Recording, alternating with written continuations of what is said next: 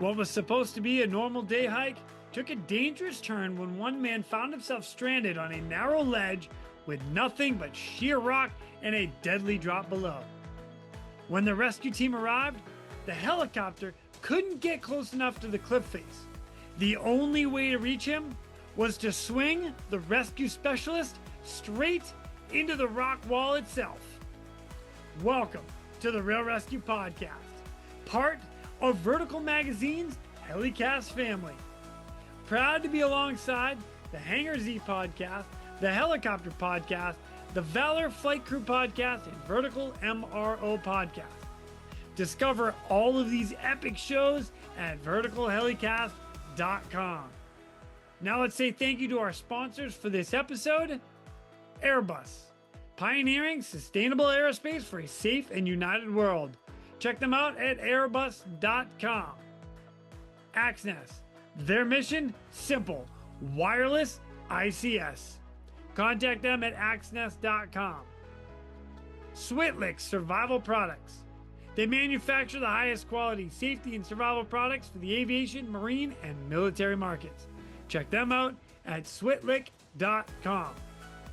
All right, now let's get into our episode with a unit whose primary mission includes statewide air patrol and criminal surveillance. Also, augmenting search and rescue for victims of disaster.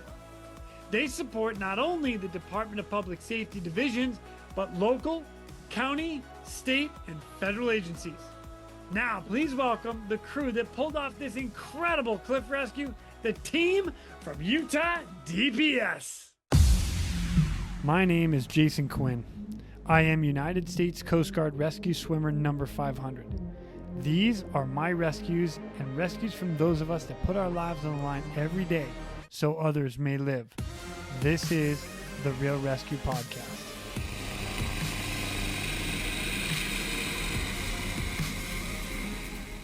Ladies and gentlemen, welcome back to the Real ResQ. Yeah, we are back again with the Utah DPS boys. What's up, fellas? Good to see you. What's up? How you doing?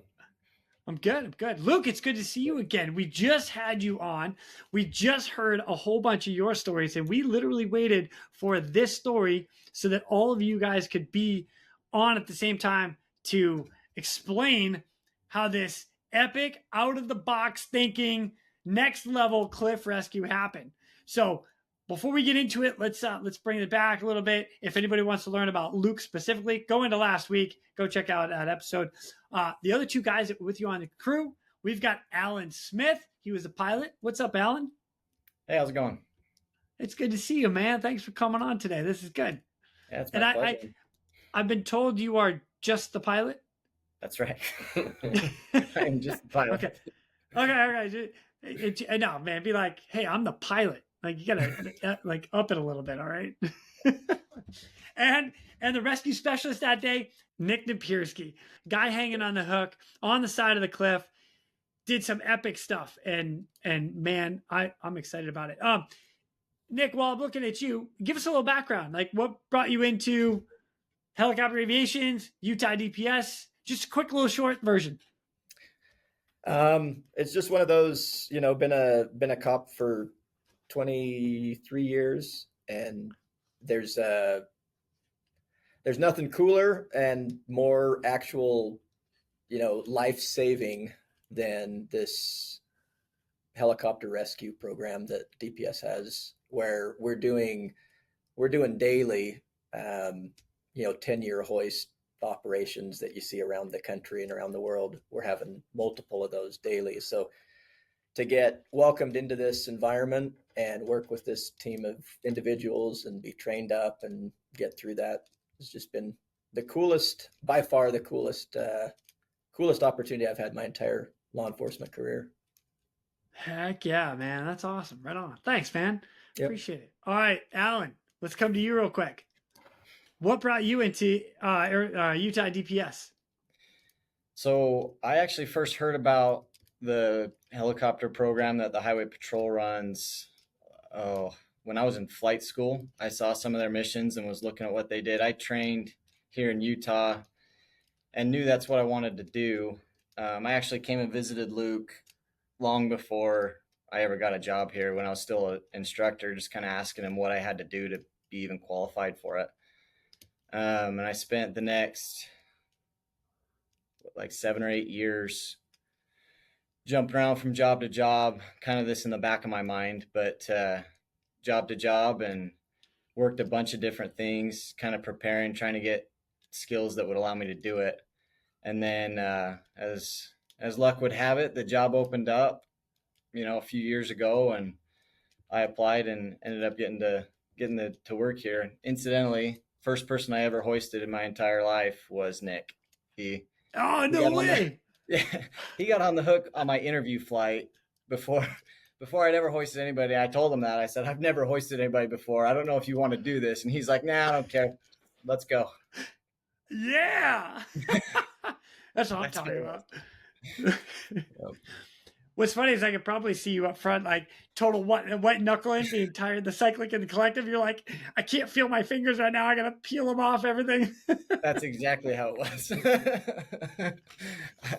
I was scared. I don't know how Nick felt, but I was scared. He was totally fine the whole time. He just told me. Right, Nick? Yeah. Yes, sir. Felt like any other time hanging on the hook. Right on. Oh, that's funny. All right, Luke.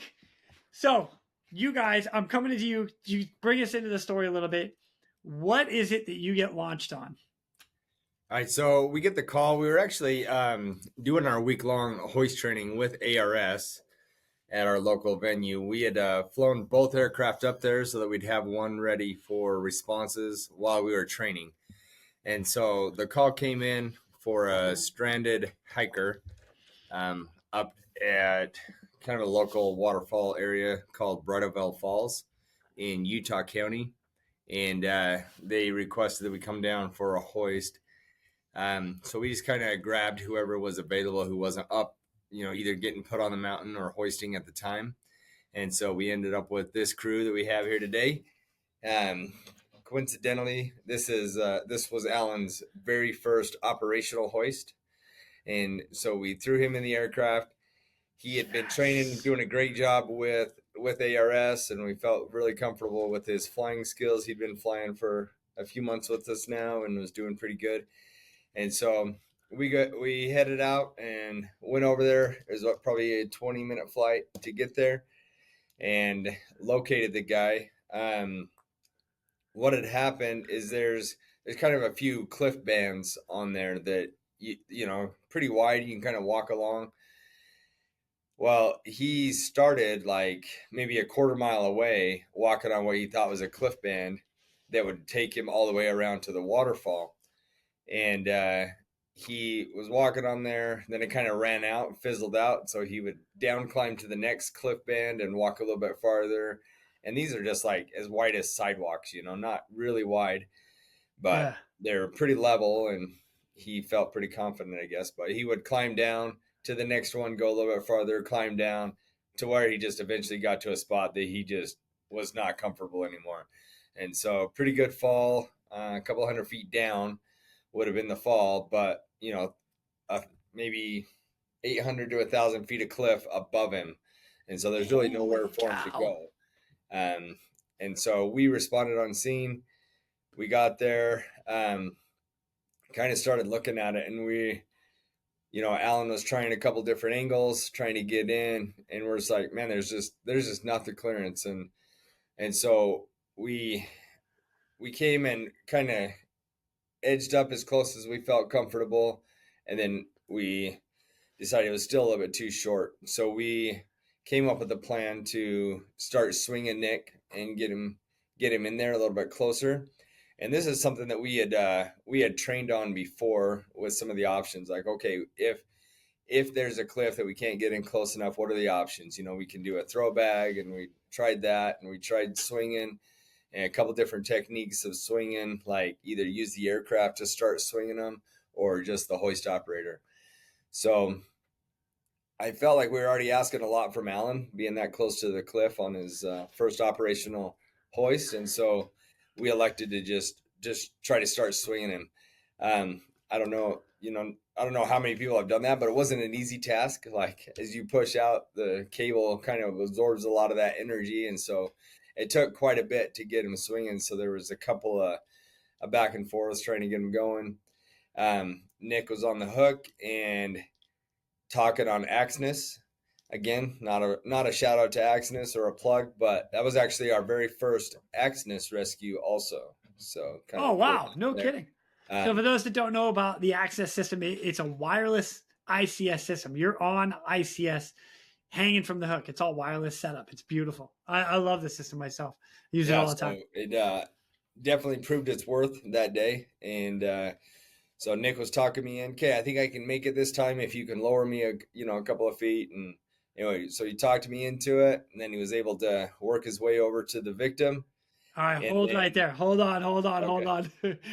I like where this is going. Alan, I got to bring it to you real quick. All right, your very first rescue. Are you freaking kidding me right now, bro? That's epic. Congratulations on your first one. Holy cow. All right, so you had your first hoist ever, first time ever with Nick, and now you've got your first rescue with Nick. This is exciting. Right. What is going through your head when you get on scene and see, one, where the victim is, and two, like the fact that you're not going to be able to get the helicopter or get it as close to, like you're getting close to the wall, and I get it, but at one point or another, as a pilot, and I'm not a pilot, but I know there's a certain point where you're like, yeah, I'm not getting any closer than this. So what's going through your head? So it being my first operational hoist, and as we're leaving, I wasn't nervous at all. I was just excited. Our team does, like Nick was saying earlier, our team does a lot of hoisting and a lot of really cool rescues. And so I was honestly just super pumped to be a part of it.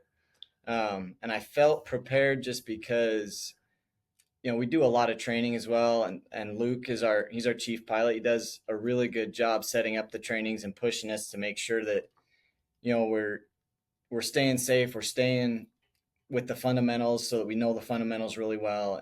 And so I felt prepared. But then just getting there, like Luke's saying, that cliff face that he was on, it kind of sloped above him, kind of sloped out away. So like, that's why we couldn't get over the top of him to get him out. Yeah.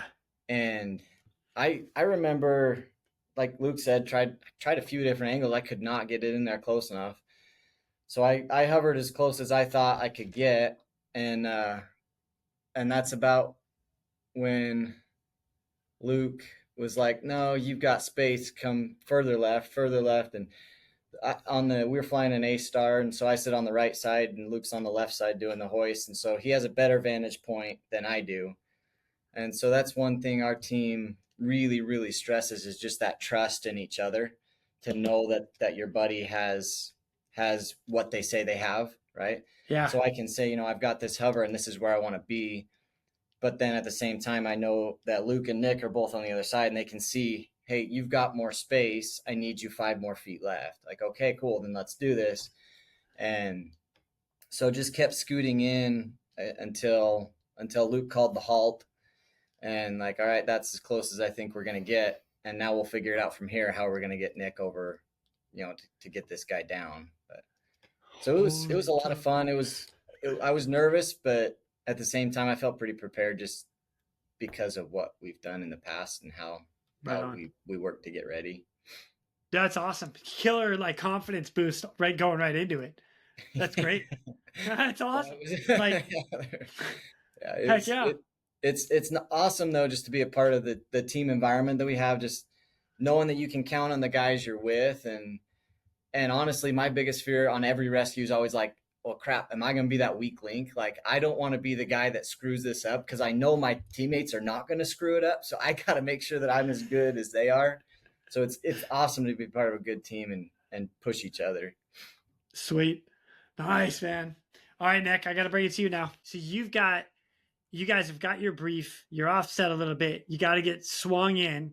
So now I'm imagining this from me, right? And I want you to go into some detail with this, but I'm going to kick my legs where I can to try to help the momentum of the hoist operator to now get to the cliffside. Like, and I could see it right now. Luke's doing everything he can to manipulate the cable to swing you in. You come over Axness and you say, just lower me 5 more feet. And what are you going to grab? Like, how is that? What's going through your head as you're going down? So I want to back up just for a brief second. Because he said that Perfect. 5 times. Yeah, well, I got to lay some groundwork for my defense on a couple things. First and foremost, I'd like to go back to Chief Bowman's crew selection process. I remember some diagrams, whiteboards, and going through who the best member of the team would be for this epic rescue and making sure we get the right people. Well, just kidding. It was legit what he said.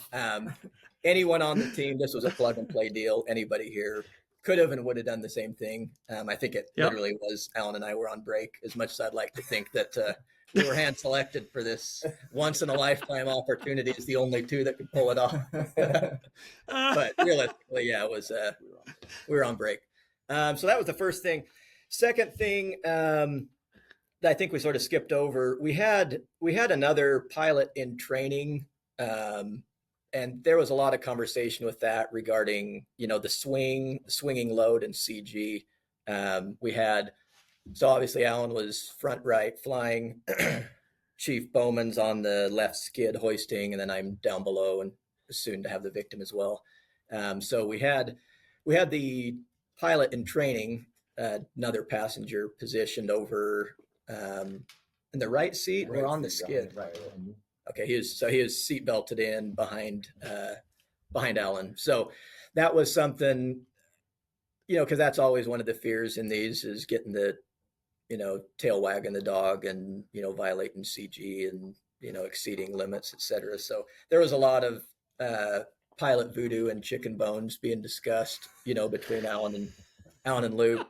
I was just sort of keeping an eye on how long the fall was. That was sort of I had two concerns. One of blowing the guy off. The sort of the shelf he was on, it was, I don't know, 5 or 6 feet ish, but it was pretty, super elevated and gravelly. And I could see sort of the way he's positioned there, he looked precarious. So I was wanting to just keep a close eye that, we don't send, our rotor flow into him and push him off the ledge. So that was one concern. And then just as the rescuer, my big thing is when we specialize in these quick picks and we train them like crazy and we do it all the time. But the crappy part of it is as soon as you go down and commit and you pull their first arm through that hole, like from then till hooked up, if anything gets Western, like you're probably dropping somebody. And it's a huge nerve-wracking quick picks. They're cool. Everything's great, but they're terrifying from the rescuer standpoint. I mean, as a hoist operator takes too much slack and bumps me up and I jar him loose and he goes, or pilot gets a wiggle, or I'm down, playing patty cake, taking my time. And so you really got to just bust through that quick. But we sort of got down. I remember some discussion on Luke saying if he could put me down, we could sort of better have a better understanding of Alan's rotor proximity to the cliff. So by getting me out and then lowering me down, what were we at? 80 feet or 100 feet, something? No, we had to do, so on that, we had to pick a height of 60 feet, which wasn't the most ideal because of the rotor flow, but above any higher than that, and the cliff came out even farther. So like we had to slide it in, like where it would fit and not where the big overhang was. So like it would have been better to go up to 100 feet and not have to worry about this, but there was more cliff sticking out too far up there. So we were about 60 feet. Yeah. So one of the thoughts was, if we lower me down, with our new Axis system, get down and look up and actually have a good reference. Because when you're in the helicopter looking, parallel to the underside of the blades, it looks like we're 6 inches into the cliff when you're over there. So, oh my so gosh. they were trying to tell. So we had a lot of conversation and talk in our brief about when I get down there, let's at minimum put me down to where we can sort of evaluate like, oh, wow, we've got way more room, or yeah, we're legit 30 feet away from being able to make this happen. So once I was down in position, got eyes up, relayed to Alan, I forget what it was, but we had a couple rotor discs, I thought initially, where I'm like, oh man, just sort of sizing up rotor disc. And when I'm going out, when Luke was rolling me out to start, to initiate the hoist, he puts me out. And I mean, I remember we were all feeling like we're right. Well, at least I was. Alan's new. I was feeling it. Luke's experienced, so he was maybe more comfortable. I felt like we were really close, but first time I got up, which I don't know if my body cam showed or not, or my helmet cam. You can't see the angle. Okay. So once we got down, looked up, I remember just feeling a lot better. Like, holy crap, we can go 20 feet closer to the cliff than we are right now. And then sort of looking down at the guy and thinking like, okay, if we could get that much closer, we're actually going to be really close to being able to make this happen. So yeah, then the swing stuff starts. And we had a little, I think Luke and I were said, yeah, debrief. It was cool. Sorry for those couple times. I kept, there were like 2 or 3 times where like, I thought I had it, but I didn't. Luke's like, there were like 10. There was a lot. Oh, bull crap. There weren't. There was a lot of times he said, one more swing. Yeah. One more swing. Luke was closer to the truth on that. There may have been double digits of one more time mentioned. It just felt wait a minute. What were you trying to grab? So the idea was, and that's why we were trying to set the timing up, was once I get out, I'll command, roll out. Like once I'm about good, and you're going to have to just, once I get out there, you roll cable out. And there were different rocks and boulders and crap laying on the ledge. So that was the thinking. And if we could get out to there, hook a rock with my boot or something, pull myself in. And, but we needed that swing and then timing of rolling cable out. So, you can all enjoy the video of, 19 one more time. It wasn't that bad. But so I just remember the timing eventually being just reaching for all my might, grab with the toe, and then finally one of my one more times was accurate. And as I came in, swung into position, Luke rolled out and got me down. I grabbed a rock and sort of just scrambled out, got wide, a lot of points of contact, just sort of laying out on the ledge and just sort of testing it, keeping the hoist. I forget which shoulder I had the cable over, but just sort of testing and making sure everything's cool. So there was a SAR crew, 2 teams of SAR crews. One was cliff, I guess, climbing the cliff to get to him. And the other was down below the cliff. So they actually have a video on YouTube from the bottom. And when Nick jumps on, like he's saying, there's actually, you can see like 3 or 4 rocks that actually fall off the edge as he's scrambling up to get to the victim. He's putting rocks down. It kind of shows like it was a really steep where Nick was. He did he's kind of downplaying it, but he did a really good job to stay on the cliff face and get to the guy and hook him up without pulling him off and really making a big problem. But. Alan, well, I got you right here. I imagine, because like I said, I mean, I've been in the A-Star enough that when you've got that swing, that pendulum going, you can feel that in the controls, right? So you're trying to offset just a little bit to keeping the aircraft from moving side to side. Is that kind of an accurate statement?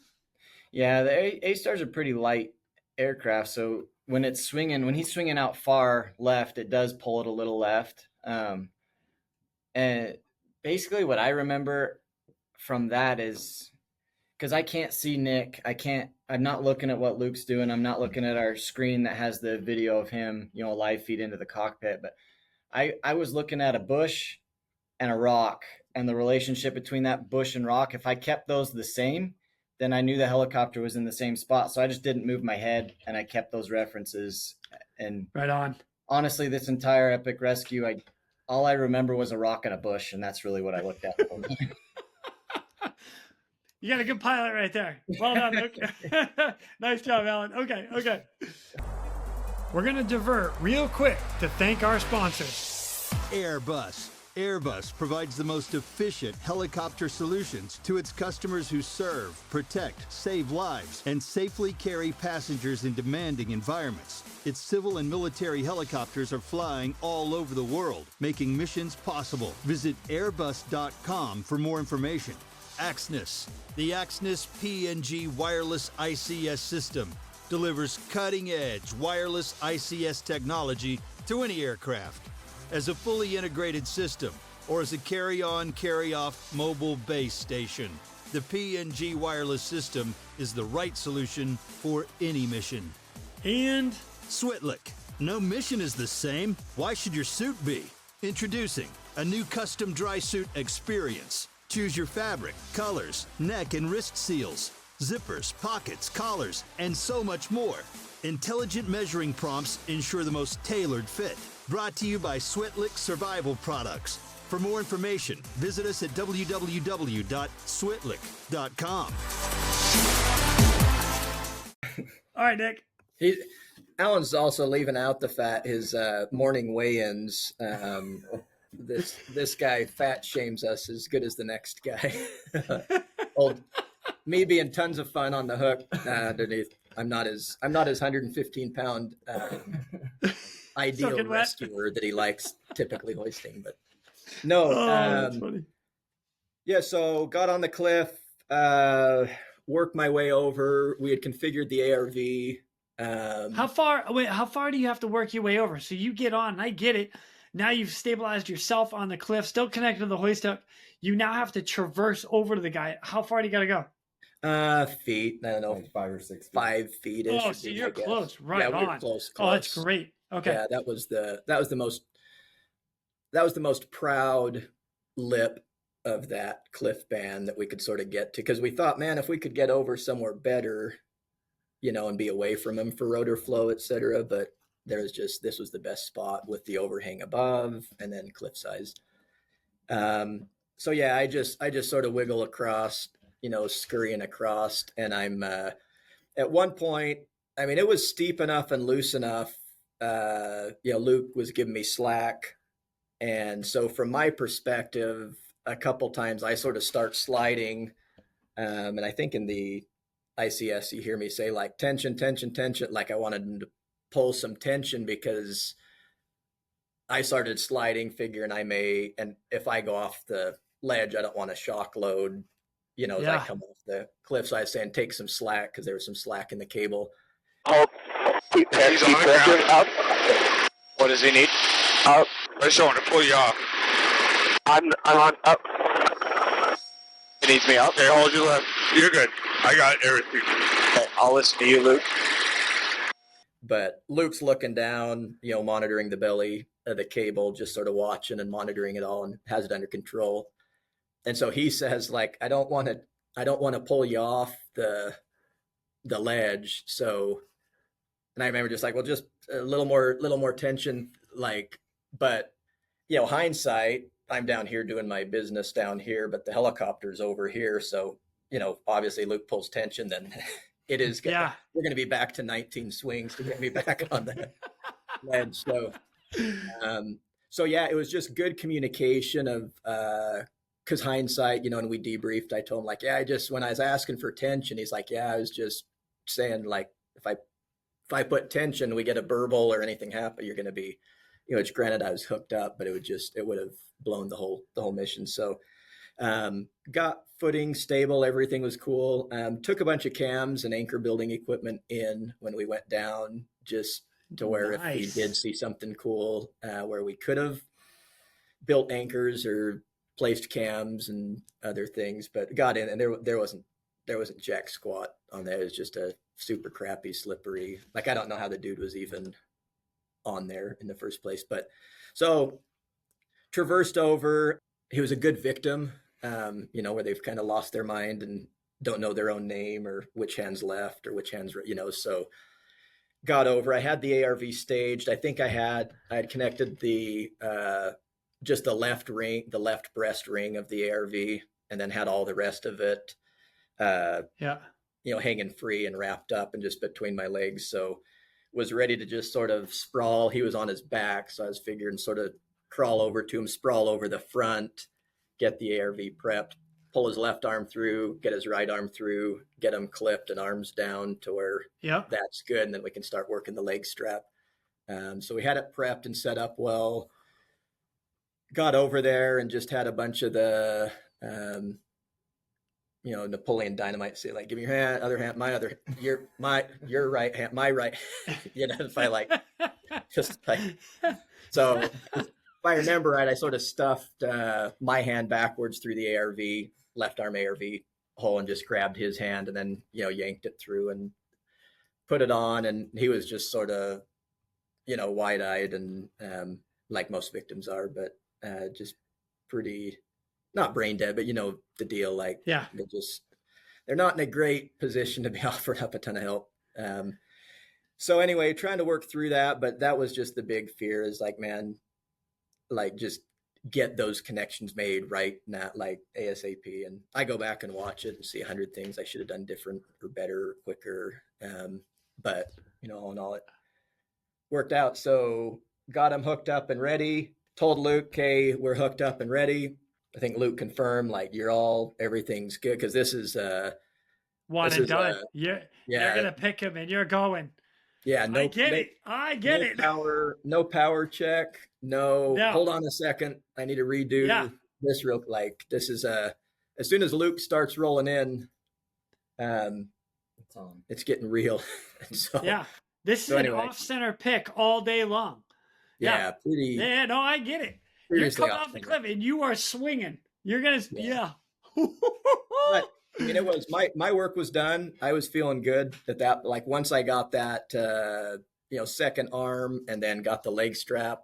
I remember reaching down and just like trying to get his butt under it best I can. Once I made that connection, I remember just that click being so like click and thinking like, I'm done. Like I'm here for the ride. This is on Alan and Luke now. Like I'm officially on break for the next 20 minutes. But then that's awesome. So told Luke I was ready, and then we can pass it back to you for your. Let's go, Luke. Let's go. All right. So to kind of go back, talk a little bit about the swing-in and what Nick's going to grab and stuff. That coordination is actually pretty difficult. And a couple of times, Nick, and it really wasn't 19 swings. Nick exaggerated that side a little bit. But, I think there was a total of 9. But anyway, as Nick comes in and he's like, "Okay, lower," and my biggest fear is put him there, get too much slack on the cable, and then he falls off, and now we shock load the cable.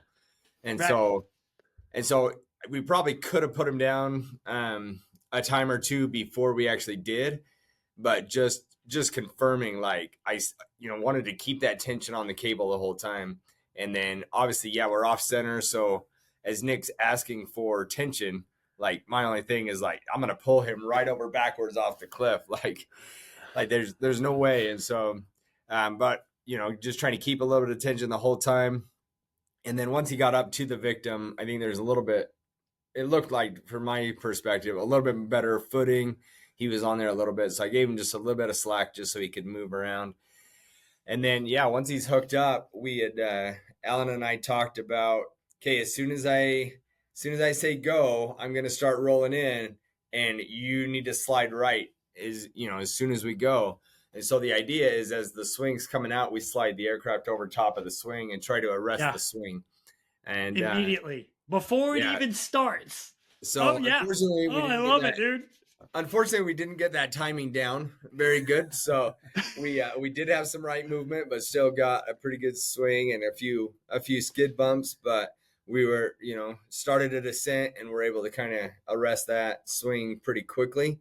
Wasn't that big of a deal, but no, just phenomenal job by Alan. Like, Nick mentioned that other new pilot in the back, and that he was pretty nervous, kept trying to give Alan some directions. And, finally I'm like, you just need to be quiet, Alan, just listen to my voice.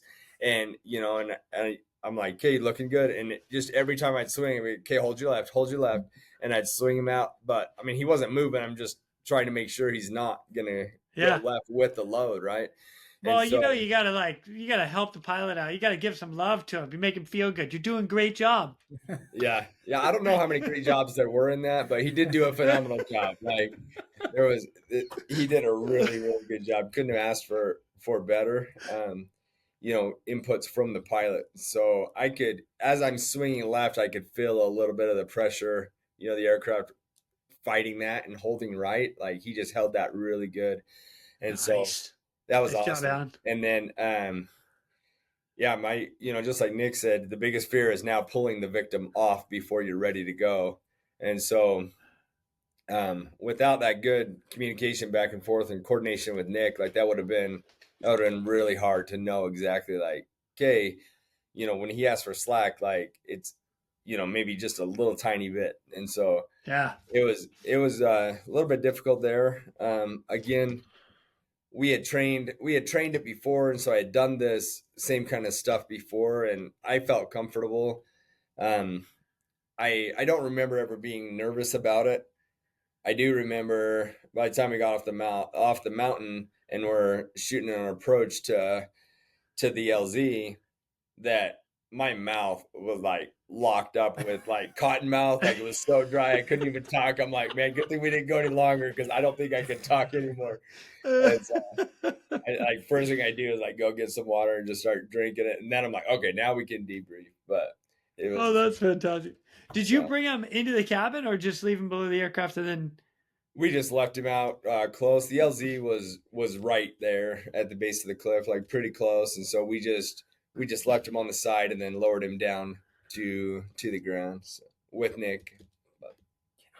Damn, you guys, that's epic. Oh my God. That is awesome.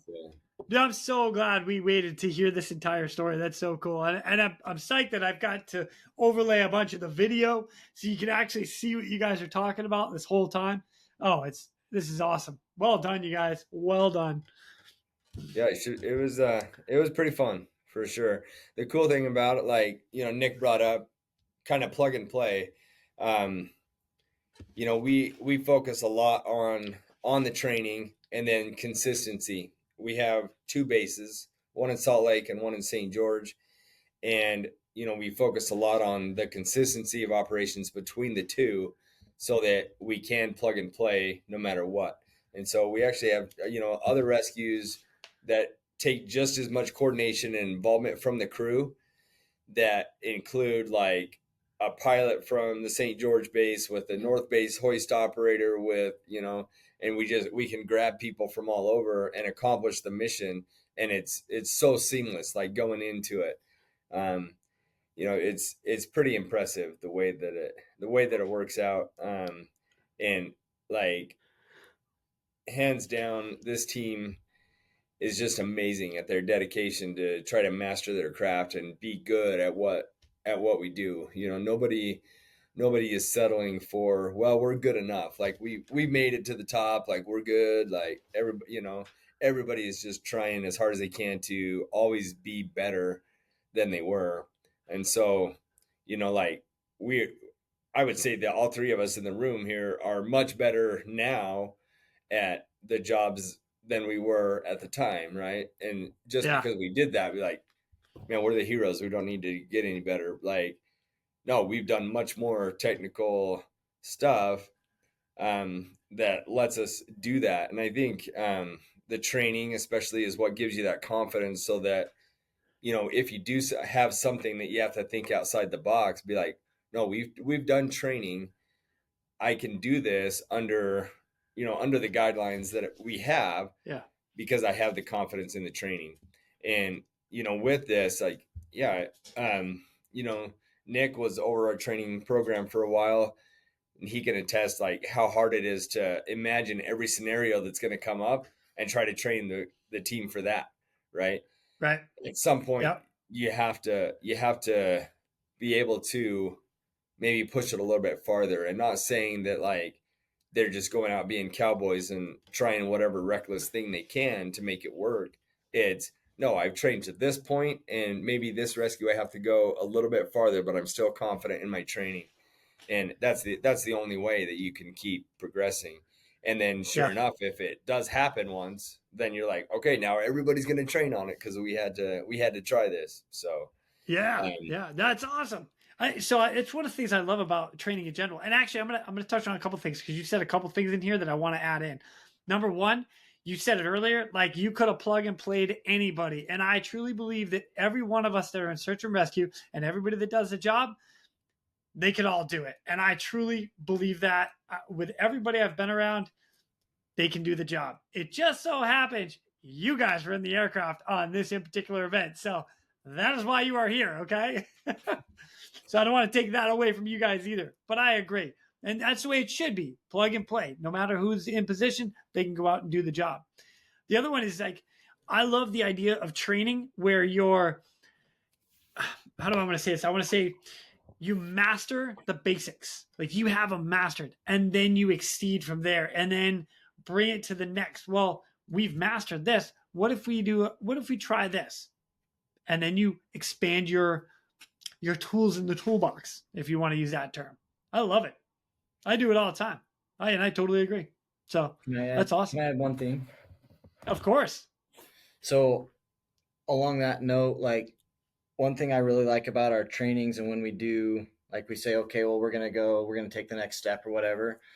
What I've noticed is that the next step is always just a different combination of fundamentals. It's like everything is all about the fundamentals. If you're good at the fundamentals, then you can do that next step. And that's why I think no matter what you're training, it doesn't matter if it's search and rescue or anything else, but you have to have the fundamentals. As soon as you get that, then you're ready for that next step. But the next step is really just the fundamentals again in a different order or a different way or something like that. Exactly. I totally agree. Dude, thank you. Again, my hat's off to you guys. Well done all the way around. Life saved, and what a way to do it.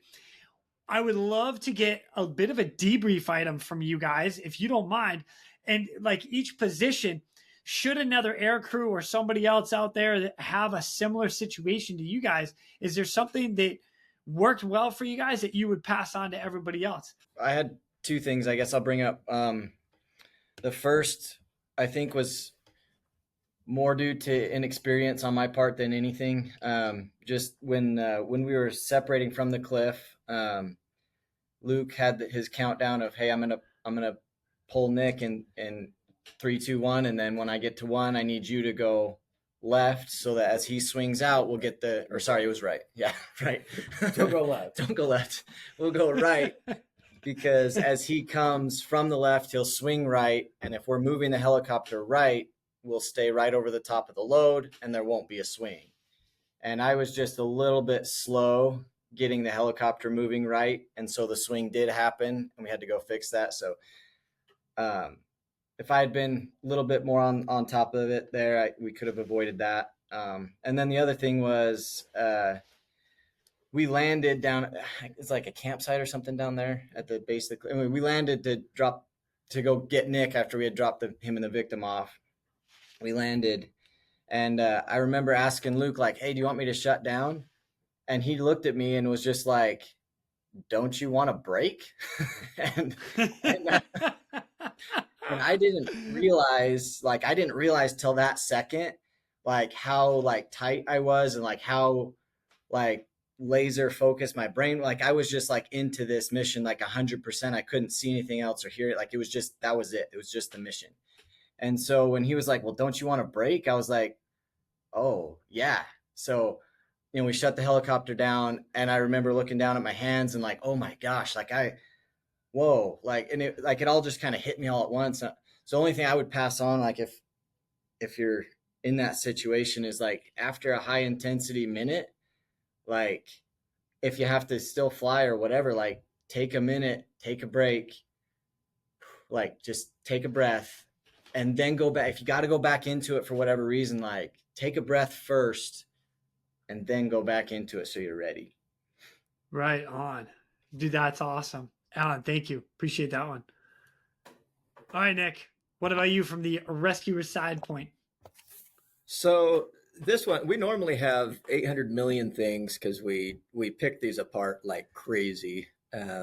So we're Nice. really hard on ourselves, which I believe is absolutely integral to the type of work that we do and the severity of it, level of consequence. But this one, I mean, I remember just being so grateful for the training I'd had from, previous people. Like Luke said, I had the opportunity to run the training for this awesome team for a while. And it's just something that we implemented a no wasted hoists policy, basically, of every single solitary train. We took a 20-pound plate and painted it up like a target, and we set it out in the parking lot of every single stupid training we do ever. And rescuers' feet go on that plate anytime Nice. they're anytime, infill, exfill, they don't leave that plate and they go nowhere but that plate. And honestly, it came with mixed reviews, up front of why, like, we don't always have to be perfect, like sometimes, and we shouldn't waste reps. And, there are different things we're going to do, run on set downs, and we're going to play with other things, and that's fine out in the field. But every single pick or drop, it's a very expensive deal. There's a lot of safety involved. There's a lot of money involved. We shouldn't be setting someone in a 100 by 200 parking lot. We should be setting them on, a gnat's ass every single time and hitting that. And then out in the real world, some people like, well, out in the real world, we're going to just get them down on the ground where it's safe. Cool. That's great. You'll put them down on the ground. But we are going to be trained to do that. And so it's just cool. I can't put words to it really, other than just the confidence. I mean, so Alan,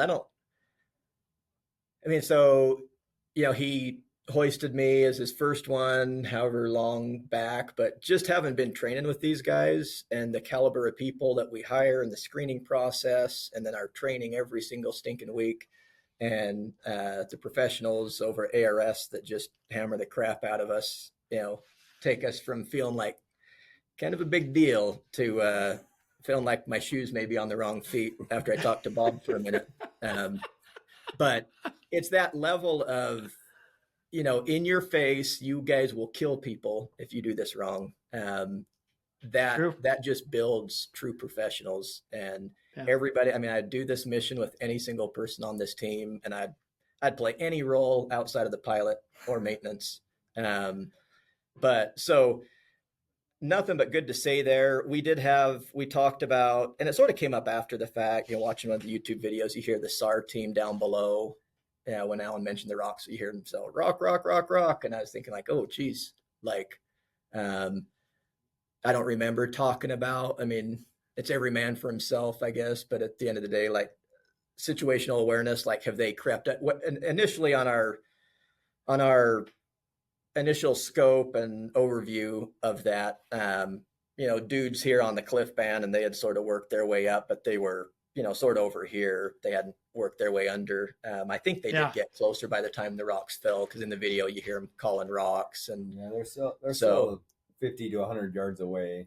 But it's just one of those things. Always want to talk about stuff, and that had crossed Luke and Alan's mind, but it hadn't crossed my mind. So that's one of the things where, like, if it hadn't crossed my mind, I want to bring that up as let's make sure we're keeping situational awareness of our other onlookers coming in. Is there a news helicopter that just came in to start flying? Did we clear that? But no, it was good. I remember the guy, trying to reach up and do all kinds of stupid stuff, and like slapping his hands away from the hook, like trying to hang on and do things. But really, this was one that not crazy, but as intense and out of the box. And we had never done one before. We had trained similar, but never had one. I didn't have, procedurally, like I said, I wanted to be more smooth, and I wanted to be quicker, getting the ARV put on and secured. But realistically, I think it was acceptable how it went. I would have liked to have been better, but sometimes we'll have different ones. But on this mission, I don't remember anything serious. We had really good comms. I remember going through the 3 to go, 1 to know. Luke was doing a lot of work with Alan on, okay, these aren't typically how we do these. So remember, we're going to do this, and you're going to do that, and I'm going to say this, and you're going to do that. So we went through it. I don't know. There was 20 or 30 minutes of prep, like talking through every single piece and me asking Beautiful. questions and Alan clarifying, now wait, so we're gonna pick them up off center, so we're starting a swing and we're flying away from it. So we did a lot of mitigating work up front, talking through the whole mission and all the possibilities. So I don't remember anything That's fantastic. Specific on in the debrief of things we needed to do better, but that was one that came up after seeing YouTube videos surface about it. Was like, ooh, I don't remember if I was keeping an eye on who was on 600 feet below me while I was kicking rocks off the cliff. Yeah. But cool. Right on. Nick, thank you. Appreciate that. Thank you. All right, Luke, finish it off. Like anything from the hoist operator side of it. Yeah. So, you watch the video or you listen to people talk, like the search and rescue commander, when we talked to him afterwards at the LZ, he's like, oh, that was so crazy. And in the moment, I didn't feel that at all, because, like Alan said, like being prepared and having that training and having the fundamentals, like to me, it was just doing another hoist. And these are the steps that I have to do to accomplish that hoist. And, each step of it. And as you put all those steps together and you watch the video and you're like, oh, that's crazy, but it didn't feel like that. It's just, okay, I got to get Nick down to the cliff. What am I going to do? Okay, I'm going to swing him over to here. He's going to move to the victim. We're going to pick offset. Like it, all the fundamentals had been trained. Everything was there. I knew exactly, what was going to happen. And so in the moment, it didn't seem like we're doing some harebrained thing that, nobody's going to be able to believe. It felt more like this is our control. We've gone through, we've mitigated what risk we can. We are prepared for this and go. It wasn't a huge thing. Obviously I could have done a better job with my communication and maybe explaining the departure plan with Alan, like how much I needed him to move the aircraft. And that could have worked out a little bit better, but we were able to deal with it again, even though the departure wasn't ideal and we picked up that little bit of swing, like we're able to fix the swing because of the training and the things that we were able to do. It was just like, okay, that didn't go as planned. Here's the next 3 things that we already know how to do to fix that. And so it worked out really good. I also think maybe a little bit more, like Nick brought up, a little bit more briefing with the search and rescue members, explaining to the commander, like, okay, this is our plan. This is what we're going to do. And then telling everybody, stay out of the way. This is what we're doing. Could have been done better. Yeah. I think we had spent so much time talking it through that by the time we had our plan in place, then it was like, okay, we're going to go in and get the guy. And everybody, search and rescue, everybody's on the ground saying, okay, what's going to happen next? And, talking with the search and rescue commander, that was his big debrief item. Like, hey, a little bit more heads up on what you guys were going to do probably would have been beneficial for me, so that I knew if we needed to keep sending teams up or, what we needed to have ready. And so, just, it's obviously their mission. They're the ones that called us for help. We should have done a better job coordinating with them. Right on. Good piece of advice. Passing that on. That's good. Gentlemen, I cannot thank you enough for coming on and sharing this incredible story that you guys did. Well done to all of you guys. What an amazing, just out of the box, abnormal rescue, and you bring everybody home safe and sound. Well done. Well, thank you. Thanks for having us on. Heck yeah. I'm coming out to see you guys. Luke, it's already a date. I already said that last time, but I want to, if you're cool with it, I want to come fly with you. Let's go train together. Just, absolutely. I'll be the guy on the side of the cliff. Help me. Come on, Nick. All right, good deal. Right on. And when we're done, we'll go have a beer together if you guys are good with it. All right. Right on. Thank you again, guys. And I'll see you when I see you, for sure. All right, sounds good. And with that, ladies and gentlemen, we are out of here. Go! Now, it's time for me to pull chocks and take off. But before I go, I'm always looking for the memorable rescues that people have done. If you have one that you're willing to share or know somebody who has a story, please feel free to reach out to me. I'd love to highlight it here at the Real ResQ. For everybody that is standing by for that SAR alarm, remember, those in distress are praying for a miracle. They are going to get you. So until next time, fly safe and swim hard. Thank you for joining me today here at the Real ResQ Podcast, powered by Vertical Helicast. We'd also like to say thank you to our sponsors for this episode. Airbus. Airbus provides the most efficient helicopter solutions to its customers who serve, protect, save lives, and safely carry passengers in demanding environments. Its civil and military helicopters are flying all over the world, making missions possible. Visit airbus.com for more information. Axnis. The Axnis PNG wireless ICS system delivers cutting-edge wireless ICS technology to any aircraft.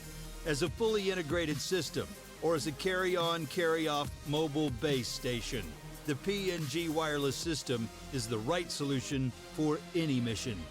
And Switlik. No mission is the same. Why should your suit be? Introducing a new custom dry suit experience. Choose your fabric, colors, neck and wrist seals, zippers, pockets, collars, and so much more. Intelligent measuring prompts ensure the most tailored fit. Brought to you by Switlik Survival Products. For more information, visit us at www.switlik.com. Man, another great episode from the Real ResQ Podcast. The Real ResQ Podcast is brought to you by Vertical Helicast. If you haven't checked out Vertical Helicast, there's tons of great helicopter-related podcasts, one of which is the Hangar Z podcast, probably the best. Absolutely. You have the Vertical MRO podcast featuring all the maintenance folks that are keeping these missions possible. Valor Flight Crew podcast. That'd be great. Awesome. And there's, I think there's one more. There is? I think it's called the Helicopter Podcast. Have you heard of that one? No. Is that new?